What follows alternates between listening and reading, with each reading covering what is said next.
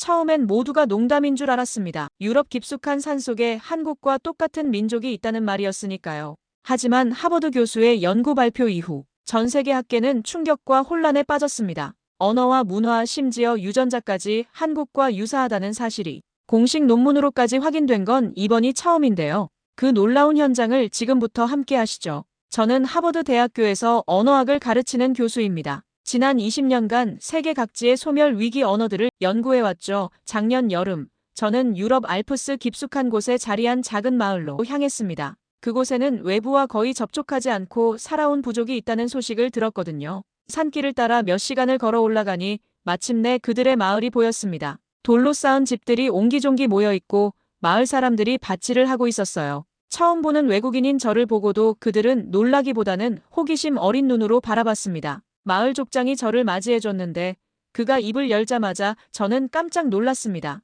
분명 처음 듣는 언어인데 어쩐지 친숙하게 느껴졌거든요. 그는 천천히 말했습니다. 안녕하세요. 어서 오세요. 물론 정확히 그 말은 아니었지만 음성학적으로 분석해보니 한국어와 놀라울 정도로 유사한 구조를 가지고 있었어요. 저는 며칠간 그들과 함께 생활하며 언어를 녹음했습니다. 밤마다 텐트에서 녹음 파일을 분석하는데 분석할수록 더욱 놀라웠어요. 문법 구조가 한국어와 거의 동일했거든요. 주어에서 목적어에서 동사 순서, 조사의 활용, 높임법까지 모든 것이 한국어 체계와 일치했습니다. 가장 충격적이었던 건 그들이 사용하는 기본 단어들이었어요. 물을 뜻하는 말이 물과 거의 같은 발음이었고 산을 뜻하는 말도 산과 비슷했습니다. 이건 단순한 우연이 아니었어요. 언어학자로서 30년간 연구해온 경험으로 봐도 이런 일치도는 언어계통학적으로 매우 중요한 의미를 갖습니다. 마을 사람들은 저에게 자신들의 조상이 먼 동방에서 왔다는 구전 설화를 들려줬습니다. 그 이야기 속에는 큰 바다를 건너 서쪽으로 이주했다는 내용이 담겨 있었어요.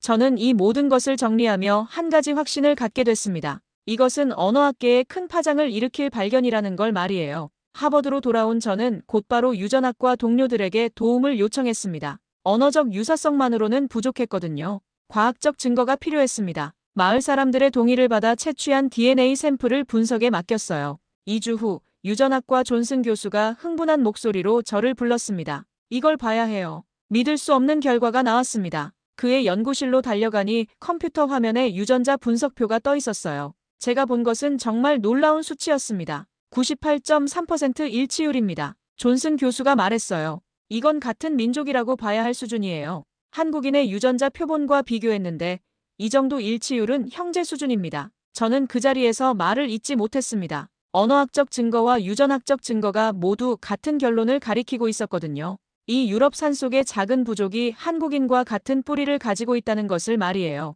하지만 어떻게 이런 일이 가능하죠? 제가 물었습니다. 아마 수천 년 전 대이동 시기에 일부가 서쪽으로 이주했을 가능성이 높습니다. 그들이 유럽에 정착하면서 외부와 단절된 채 살아왔던 거죠.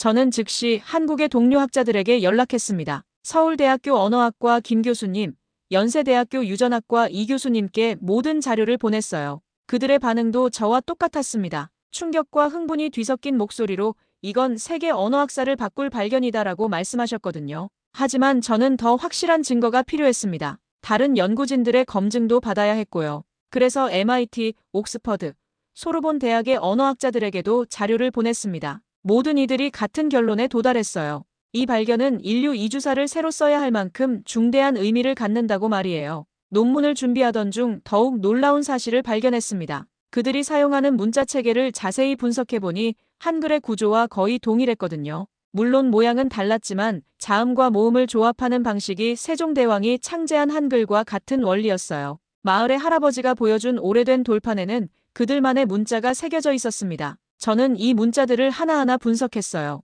놀랍게도 기역, 니은, 디귿에 해당하는 자음들이 있었고 아, 오에 상응하는 모음들도 있었습니다. 이건 한글보다 더 오래된 원형일 수도 있어요. 제가 한국의 김 교수님께 화상통화로 말씀드렸습니다. 정말 그럴 가능성이 있습니다. 세종대왕께서 한글을 창제하실 때 참고하신 고대 문자가 바로 이것일지도 모르죠. 저는 이 발견을 정리해서 국제언어학회에 긴급 보고서를 제출했습니다. 전 세계 언어학자들의 반응은 폭발적이었어요. 하버드, 옥스퍼드, 소르본, 도쿄대학의 저명한 학자들이 모두 이 연구에 관심을 보였습니다.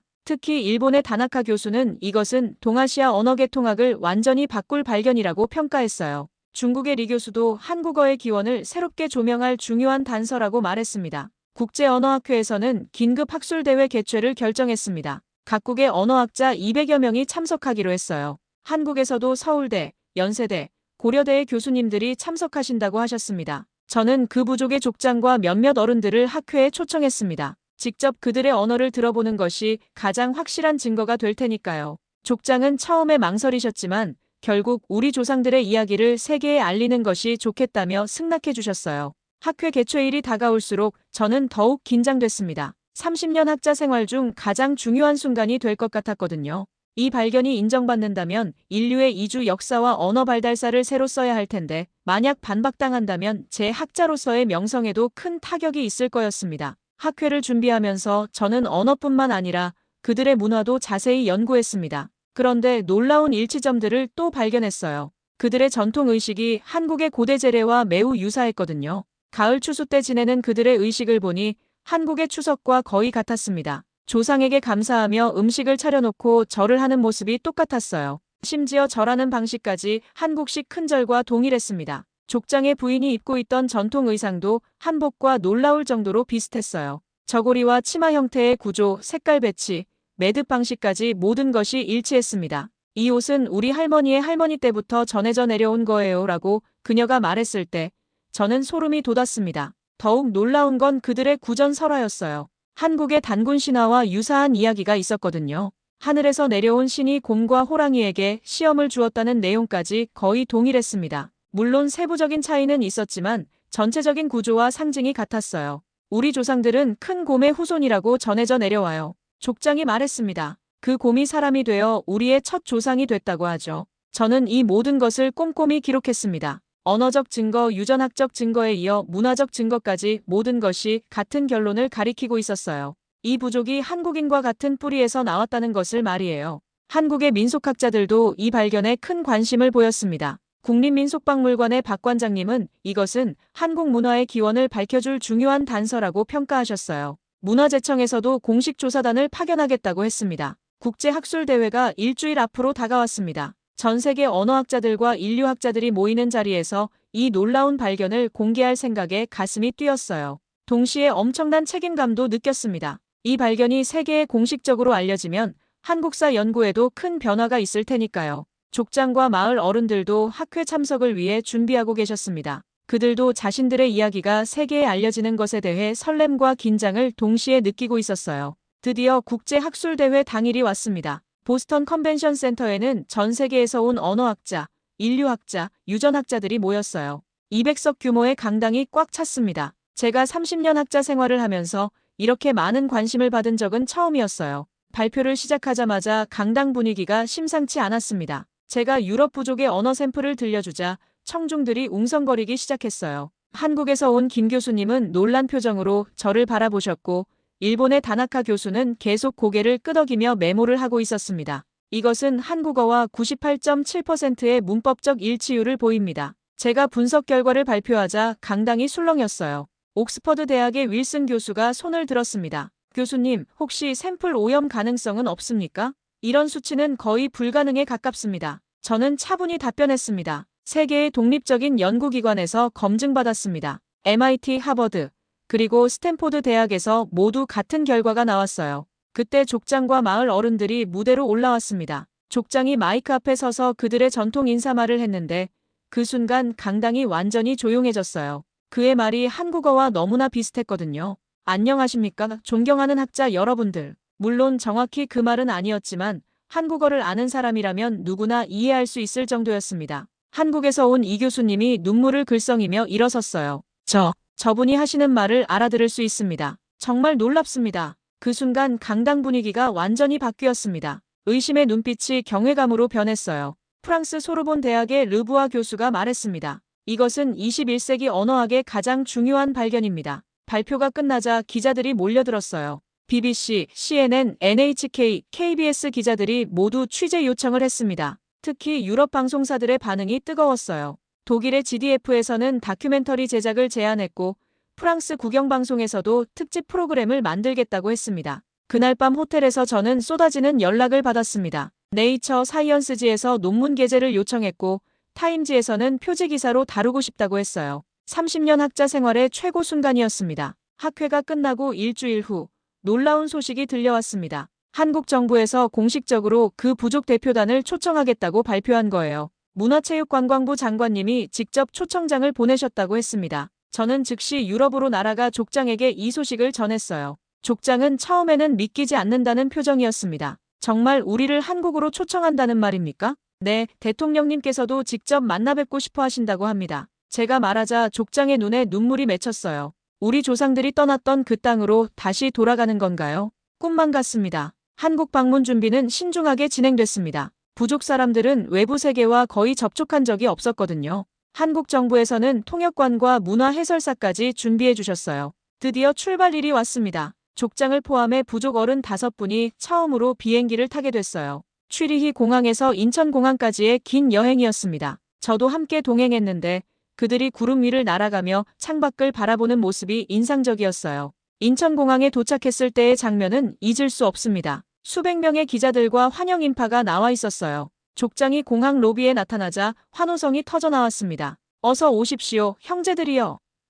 한국어로 환영 인사를 받은 족장은 감격해서 말을 잇지 못했어요. 그때 족장이 한국어로 대답했습니다. 물론 완벽하지는 않았지만 충분히 알아들을 수 있었어요. 오랫동안 떨어져 있었지만 이제 다시 만났습니다. 그 순간 공항이 조용해졌다가 이내 큰 박수가 터져나왔습니다. 저도 모르게 눈물이 났어요. 수천 년 전에 헤어진 같은 민족이 다시 만나는 역사적 순간을 목격하고 있었거든요. 첫날 밤 서울 시내 호텔에서 환영 만찬이 열렸습니다. 한국 학계의 저명한 교수님들과 정부 관계자들이 참석했어요. 족장은 한복을 입고 나타나셨는데 마치 원래부터 한국 사람인 것처럼 자연스러웠습니다. 이 옷을 입으니 조상들의 영혼이 느껴집니다. 족장이 말씀하셨어요. 그날 밤 저는 역사의 한 페이지가 새로 쓰이고 있다는 것을 실감했습니다. 한국 방문 3일째, 서울대학교에서 특별학술대회가 열렸습니다. 이번에는 아시아 전체 언어학자들이 모인 자리였어요. 중국, 일본, 몽골, 베트남의 학자들까지 참석해서 총 300여 명이 강당을 가득 메웠습니다.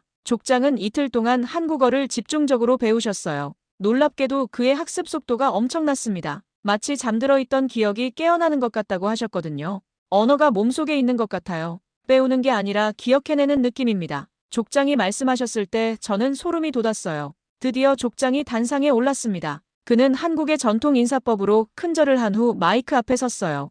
강당이 조용해졌습니다. 안녕하십니까? 존경하는 한국의 형제자매 여러분. 족장이 또렷한 발음으로 인사했습니다. 강당에서 탄성이 터져나왔어요. 저희는 수천 년 동안 멀리 떨어져 살았지만 같은 뿌리에서 나온 한 민족입니다. 오늘 이렇게 다시 만날 수 있어서 조상님들께 감사드립니다. 족장의 한국어 실력에 모든 사람들이 놀랐어요. 물론 완벽하지는 않았지만 3일 만에 이 정도 수준에 도달한 것은 기적에 가까웠습니다. 우리 마을에는 이런 말이 전해져 내려옵니다. 동쪽 해가 뜨는 곳에 우리의 형제들이 살고 있다. 언젠가는 다시 만날 것이다. 그 예언이 오늘 이루어졌습니다. 강당에 있던 모든 사람들이 일어서서 박수를 쳤어요. 5분 이상 계속된 기립박수였습니다. 한국에서 온 학자들은 물론이고 외국 학자들도 감동해서 눈물을 흘렸어요.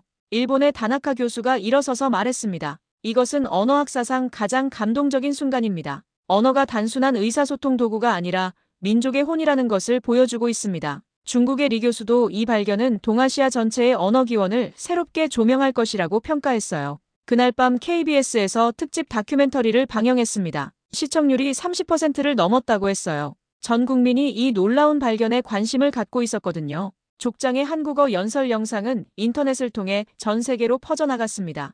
유튜브 조회수가 하루 만에 500만 회를 넘었어요. 각국 언론들이 앞다퉈 이 소식을 보도했습니다. 뉴욕타임스는 제2의 한국 민족 발견, 인류 이주사 새로 써야라는 제목으로 일면에 실었어요. BBC는 유럽에서 발견된 한국의 잃어버린 형제들이라고 보도했습니다. 특히 독일의 슈피겔지는 언어가 증명한 기적의 재회라며 10페이지 특집을 만들었어요. 한국 언론들의 반응은 더욱 뜨거웠습니다. 조선일보, 동아일보, 중앙일보가 모두 일면 톱으로 다뤘어요. 5천년 만의 재회, 한민족의 뿌리를 찾다라는 헤드라인들이 신문을 장식했습니다.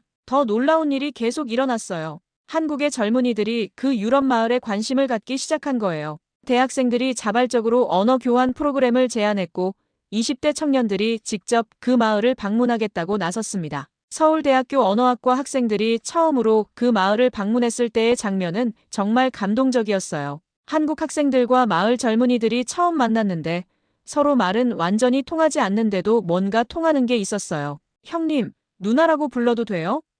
마을의 한 청년이 어눌한 한국어로 물었을 때 한국 학생들이 감격해서 울었습니다. 관광객들도 몰려들기 시작했어요. 한국 사람들뿐만 아니라 전 세계에서 사람들이 그 작은 마을을 찾아왔습니다. 마을 사람들은 처음에는 당황했지만 이제는 방문객들을 따뜻하게 맞이하고 있어요. 족장은 한국에서 2주를 머무른 후 고향으로 돌아갔습니다. 떠나는 날 인천공항에서 그가 한 말을 저는 평생 잊지 못할 거예요. 교수님 덕분에 우리가 누구인지 알게 됐습니다. 우리는 더 이상 혼자가 아니에요. 한국에 5천만 명의 형제자매가 있다는 걸 알았으니까요. 지금도 두 민족 간의 교류는 계속되고 있습니다. 한국 정부에서는 그 마을에 한국어 학교를 설립했고 매년 청년 교환 프로그램을 운영하고 있어요. 마을 청년들도 한국 대학에서 유학하고 있습니다. 저는 이 모든 과정을 지켜보면서 언어학자로서 최고의 보람을 느꼈습니다. 단순히 학문적 발견을 넘어서 두 민족을 이어주는 다리 역할을 할 수 있었거든요. 세계는 지금도 이 놀라운 발견에 주목하고 있습니다. 우리나라 전통 문화에 대한 관심도 크게 높아졌어요. 한글의 우수성, 한국 음식, 한복의 아름다움이 전 세계에 알려지고 있습니다. 언어는 정말 신비로운 것 같아요. 수천 년의 시간과 수만 킬로미터의 거리를 뛰어넘어 같은 뿌리의 사람들을 다시 이어주었으니까요. 이것이 바로 언어의 힘이고 인간 문명의 위대함이라고 생각합니다. 그 놀라운 발견으로부터 1년이 지났습니다. 저는 지금 다시 그 유럽 산골 마을에 와 있어요. 하지만 1년 전과는 완전히 다른 모습입니다. 마을 입구에는 한국어와 그들의 언어로 쓰인 안내판이 서 있어요. 형제 마을에 오신 것을 환영합니다라고 적혀 있습니다. 작은 카페에서는 김치찌개와 불고기를 파는데 마을 할머니들이 직접 한국 요리를 배워서 만드신 거예요. 족장의 손자 마르쿠스는 이제 유창한 한국어를 구사합니다. 할아버지 교수님, 안녕하세요.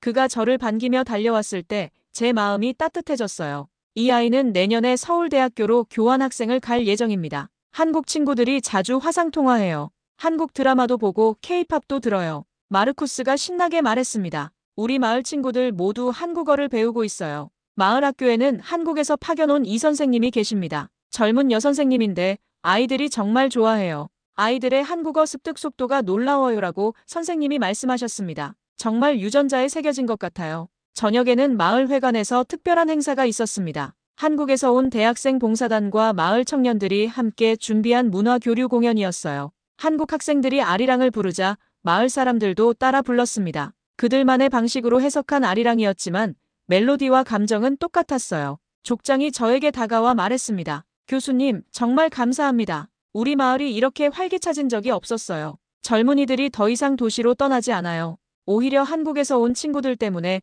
고향을 더 자랑스러워하고 있습니다. 실제로 이 발견의 영향은 학술적 차원을 넘어섰어요.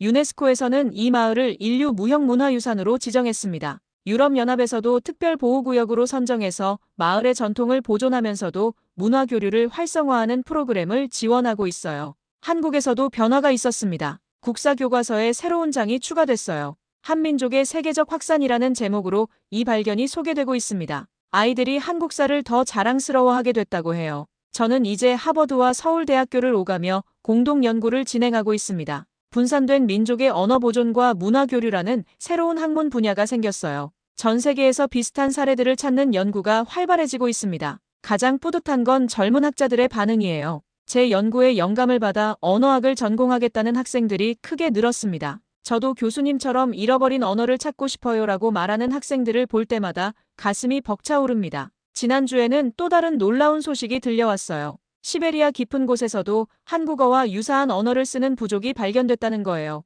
러시아 과학원에서 저에게 공동 연구를 제안했습니다. 어쩌면 우리 민족의 이주 경로가 생각보다 훨씬 광범위했을지도 모릅니다. 마을을 떠나는 날 아침, 족장이 저에게 특별한 선물을 주셨어요. 마을에서 가장 오래된 돌판에 새겨진 문자를 탁본한 것이었습니다. 이것은 우리 조상들이 남긴 마지막 메시지예요. 이제야 그 뜻을 알 것 같아요. 탁본을 자세히 보니 한글로 해석이 가능한 문장이 있었습니다. 동쪽 형제들아, 언젠가 다시 만나자. 저는 그 순간 또다시 눈물이 났어요. 수천 년 전 조상들의 간절한 바람이 제 손을 통해 이루어진 거였거든요. 비행기에서 내려다본 알프스 산맥이 아름다웠습니다. 그 깊은 산속에 우리와 같은 뿌리를 가진 사람들이 살고 있다는 것이 여전히 신기해요. 언어는 정말 위대한 유산입니다. 시간과 공간을 초월해서 사람들을 이어주는 보이지 않는 다리 같아요. 저는 앞으로도 계속 이 연구를 이어갈 겁니다. 세계 어딘가에 숨어 있을지 모르는 또 다른 형제들을 찾아서 말이에요. 그리고 언젠가는 모든 분산된 민족들이 다시 만나는 날이 올 거라고 믿습니다. 언어학자로서 이보다 더 보람된 일은 없을 것 같아요. 학문이 단순한 지식의 축적이 아니라 사람과 사람을 이어주는 가교 역할을 할 수 있다는 것을 깨달았거든요. 지금 이 순간에도 전 세계 어딘가에서 새로운 발견이 기다리고 있을지 모릅니다. 그 발견을 통해 또 다른 감동적인 재회가 이루어질 수도 있고요. 저는 그런 순간들을 위해 오늘도 연구를 계속하고 있습니다. 끝까지 시청해주셔서 대단히 감사합니다.